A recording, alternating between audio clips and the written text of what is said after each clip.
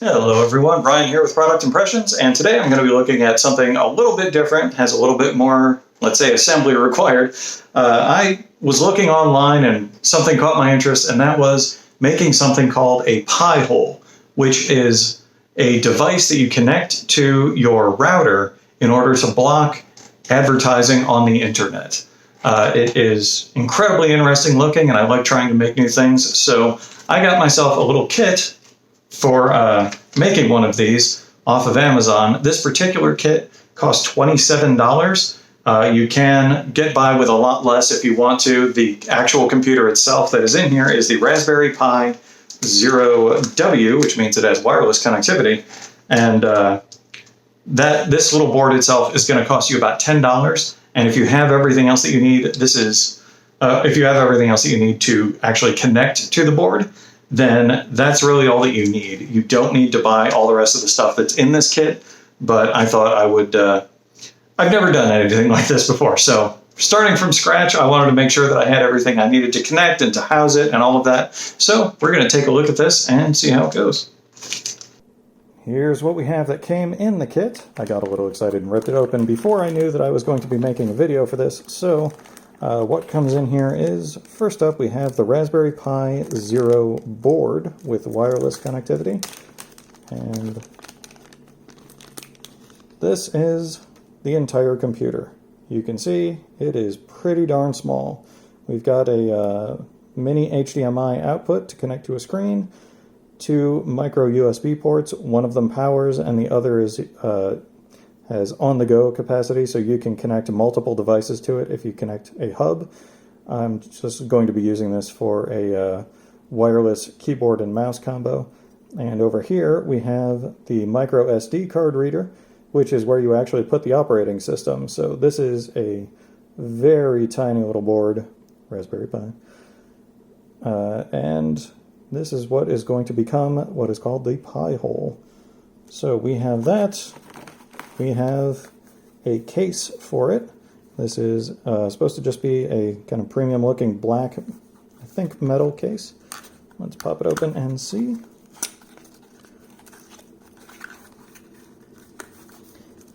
It is stuck in there pretty tightly. It's plastic, not metal. That's fine. So we have that. If you want to have access to the row of pins, you can stick a little board through there to have all of the pins accessible for your use. Looks like this is probably, yeah, it's got little feet on there. This is going to be your standard base, or if you want it entirely enclosed, apparently that whole thing comes all together. So it looks like inside there we've got a cable to connect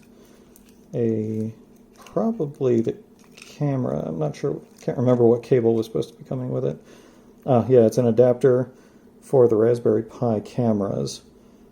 So that's the little thing you have there.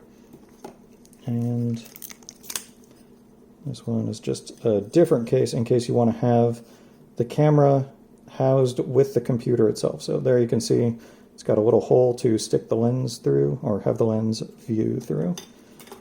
Other than that, as I said, it's charged with a micro USB. Here is a dedicated charging plug.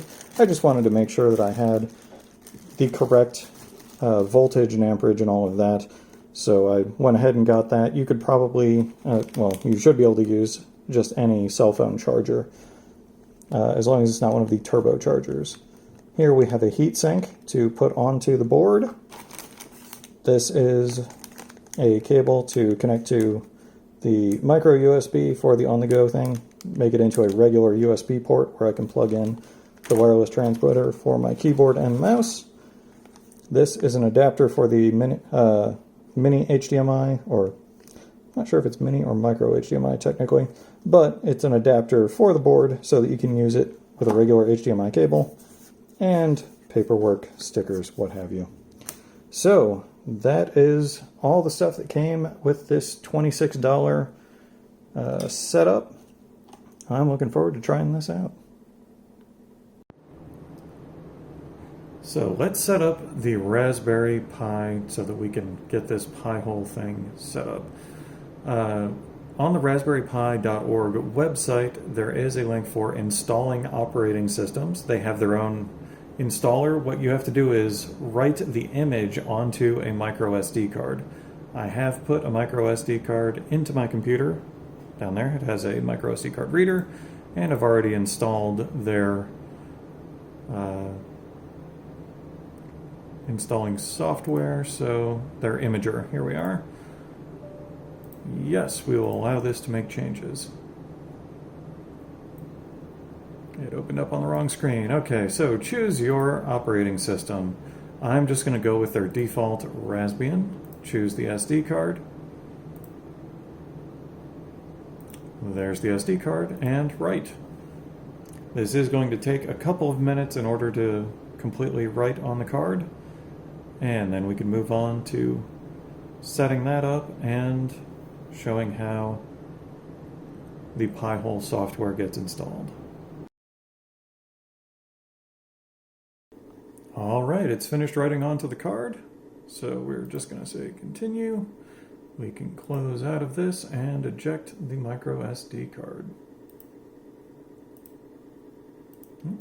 It's already disabled it.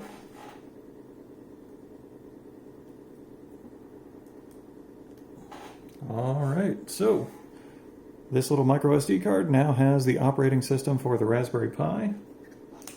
All we have to do is take the Pi and insert the micro SD card into there. Now I'm going to connect it to the monitor. I already got it set up with the keyboard and mouse, and power it up. All right, I have already set up everything. Now we are going to power it up and go. You can see on the Raspberry Pi itself there is a little green LED light here. That's how you know that you have actually got a functional operating system on the SD card. If you don't have a functional operating system on there, it will just do nothing. So here we see the Raspberry Pi going through its whole setup, and this is going to take a few minutes, so I'm probably going to see you on the other side of some wonderful video editing.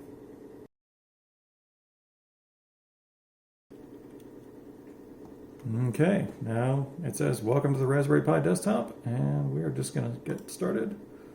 Oh, it moved the mouse on me. We've got the toolbar up across the top. You've got different options for programming, internet, sound and video, graphics, accessories, and preferences, what have you. It does have a kind of basically the equivalent of an app store where you can download and install things, but the Pi-hole is not one of their included apps. So we're just going to proceed with the rest of the setup. I'm going to specify where I am and the closest major city for my time zone. I'm going to tell it to use a US keyboard and continue. All right, all Raspberry Pi operating systems start off with a default password, and it wants you to change the password. So just go ahead and type in whatever you would like the password to be. Doesn't particularly matter much. And right now it wants to set up the screen, so this screen does have a black border all the way around it right now. And connect to Wi-Fi.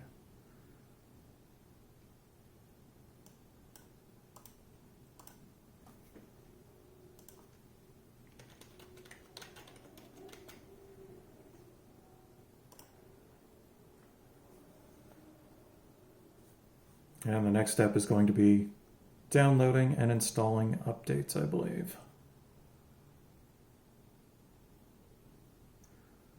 Update software, yes.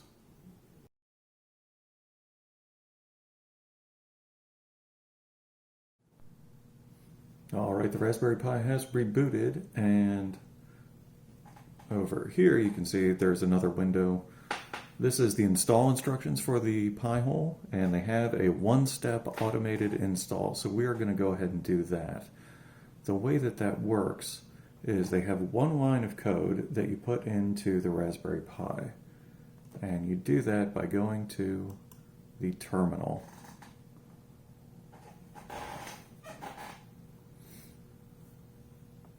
Now that the terminal's open, we can just put in the command. I'm going to go ahead and type it out, and I will also copy and paste this into the description. There we go. You should be able to see what I'm typing now. So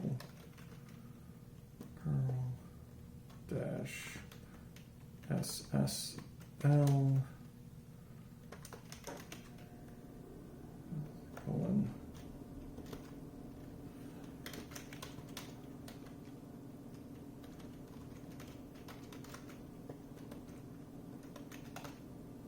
okay, curl SSL, and then the website for the Pi hole, a little pipe symbol, and bash. Press enter on that, and we get started with the install. Whoops. Alright, so here we are looking at the start of the main install screens. Let me just get this positioned a little bit better. Whoop. There we go. Okay, so you can see this will transform your device into a network-wide ad blocker. Just press the spacebar to say OK. You can donate and set it up with a static IP address. That's something that we'll get into in the router settings shortly.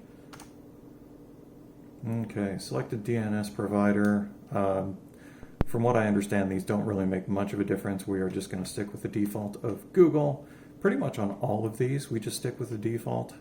To get through these menus, you use either tab or spacebar. Pretty much everything stays as it is by default.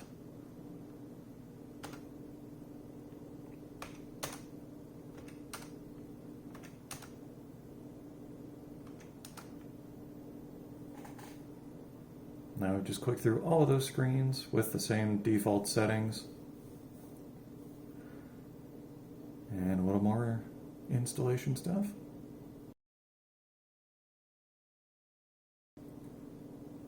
Alright, so here we see some of the information about how this thing is set up.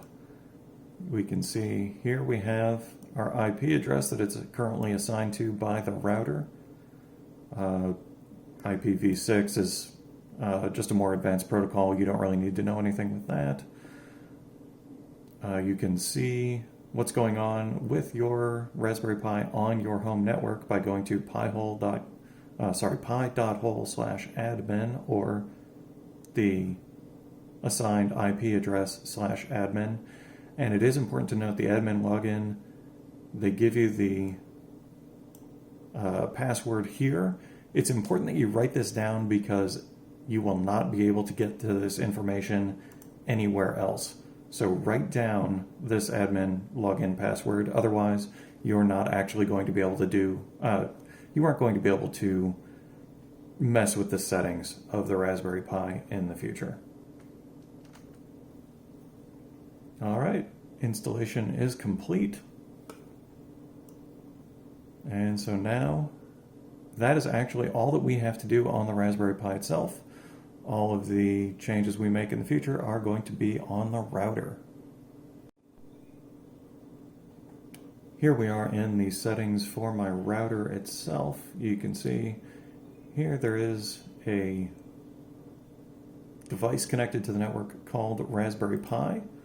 And I've gone in and said edit DHCP reservation. This is where you can actually assign a particular IP address to the Raspberry Pi device. So mine is now at 192.168 is the standard for this particular router, .1.103. So that is the IP address for the Raspberry Pi device.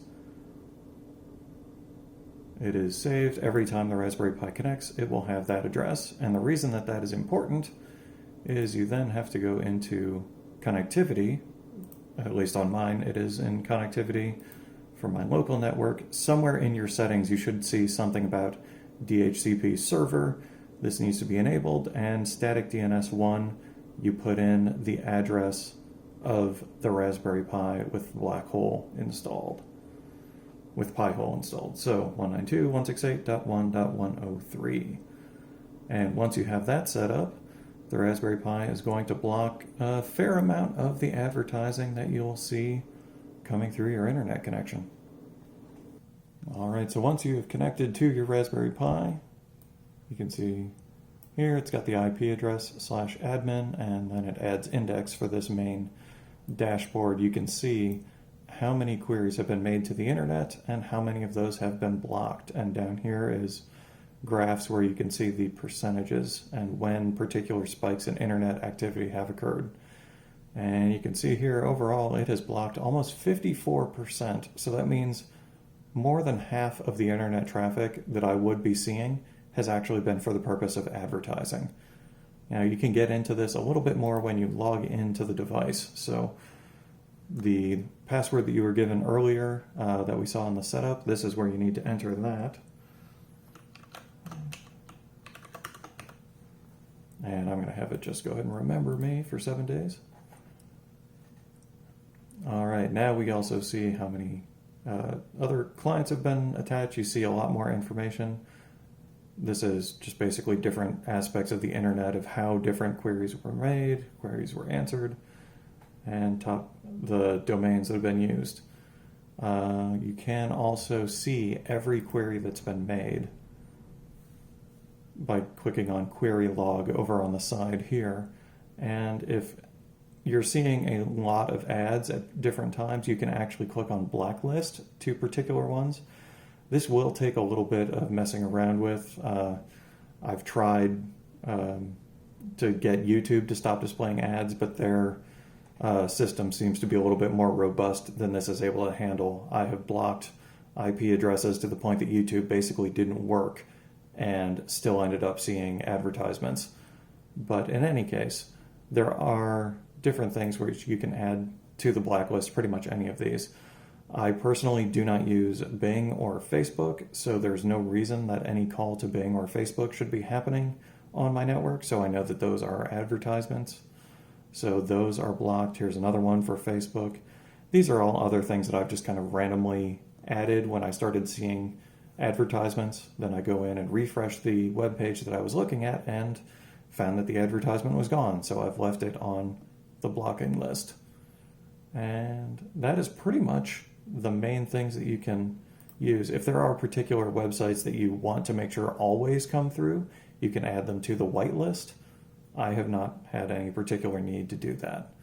And you can also see some other information about your Raspberry Pi. It is currently on. The temperature of it is 102.2 degrees Fahrenheit. And it's currently using 38.5% of the memory. So everything appears to be well within a good range there. And that's pretty much all that you need to see as far as interacting with a Raspberry Pi hole over the internet. It is also worth noting that this is only accessible when you are connected to your home Wi-Fi network. That's where this IP address comes in at the top. So once you have this Raspberry Pi set up, you'll notice some particular differences in how your internet behaves when you're using it. I find this most noticeable when you are using it on your cell phone. Here's Words with Friends. If you are at all familiar with this, every time you play a word, you end up seeing probably about a 15 to 30 second advertisement. So I'm going to go ahead and just play a word here. And whenever you play it, this is what ends up happening. You're the best, keep playing. That's it. That is all the advertising that you see. There is no actual advertising. Another thing to consider is when you look at different web pages, I find it's particularly easy to notice when you are looking at it on a cell phone. Again, just the mobile format seems to make it very obvious when there's an ad that's being blocked. I just went to one of the random web pages that Google Now has recommended to me. I've looked into some electric motorcycles in the past, so it's feeding me things about that. And you can see here, there is the little broken link logo there in a gray box. And again, down here, as we scroll through the story, you're seeing the pictures that come with the story. all of the text from the story, all of the comments. Oh, there's another ad that was blocked. So you're seeing a lot of places where advertising is being blocked. As I said, it doesn't particularly work well with YouTube. I've tried repeatedly to get it to block advertisements. I've gotten it to reduce the number that I've seen, but even then, sometimes depending on what you're blocking, you end up losing all of the links to the subsequent recommended videos and things like that. So you do have to be careful with what you add to the block list on your Raspberry Pi whole. You can end up messing up how your internet works. So if you are not at all familiar with it, I would recommend just set it up, leave it with all of the default settings, and then it just has to be plugged in to basically a phone power charger. And you don't have to connect it to a monitor or a keyboard or anything. Just leave it plugged in. It will do its job once you have it all set up. I think that this is a great way to use, in my case, it was about $31, $26 for that kit, and then $5 for the micro SD card. You can get the Raspberry Pi Zero board on its own for about $10 from some places. Like if you have a micro center near you, you can probably get it there. It can be more expensive online unless you're getting it in one of those kits. But if all you need is the board and an SD card, you can do this for about $15. And yeah, I think that this has been pretty useful. Hopefully this video has been helpful to you. If you have any questions, leave them in the comments down below. Like, share, subscribe. I am interested in doing more with Raspberry Pi boards, so if you're interested in other simple setups, let me know. I'm curious about setting up a security camera or possibly a smart mirror, though I'm not sure where I would put that. It's more just an interesting thought experiment. But yeah, if this has been helpful, like, share, subscribe. Let me know if there's anything else that you're interested in seeing, and I'll see you next time.